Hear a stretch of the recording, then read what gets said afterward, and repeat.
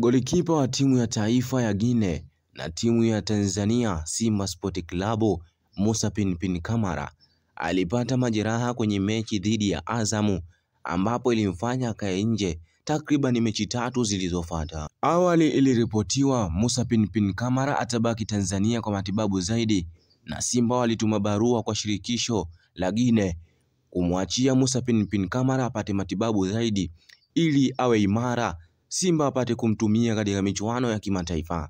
Shirikisho la mpira ya Guinea wamewatumia Simba barua kumhitaji Musa Pinpin Kamara kwenda kumfanyia uchunguzi zaidi, kama ikiwezekana wamtumie katika mchezo wao unaofuata wa kufuzu kombe la dunia 2026. Jana Musa Pinpin Kamara aliondoka na kwenda Ivory Coast kuungana na kikosi ambacho kwenda kuitumikia timu hiyo. Usiku wa kuamkia jana, Musa Pinpin Kamara walifanya mazoezi na kikosi cha Guinea, yeye akifanya mazoezi ya peke yake ya kuzunguka uwanja chini ya uangalizi wa makocha wa timu hiyo ya taifa ya Guinea. Kama afya yake itaruhusu, timu ya taifa ya Guinea kutokana na uhitaji wanamhitaji Musa Pinpin Kamara, pengine tutegemee kumuona katika michuano hiyo ya kombe la dunia.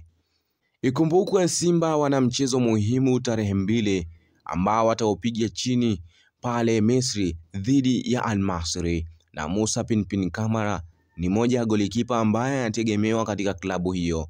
Je, Simba Sport Club wataweza kumtumia kwenye hiyo michuano? Na kwa sababu Simba kwa sasa wamemkosa Malone Fondo na huenda ikawa akakaa nje mpaka mwisho wa msimu huu. Kuendelea kupata habari zote na sisi tunaendelea kufanya uchunguzi juu ya hili, endelea kubaki hapa ndani ya channel yetu ya Free Media kupata habari zaidi za kimichezo, ambazo hata sakata mbalimbali ya dabi ya Kariakoo lili itapangwa.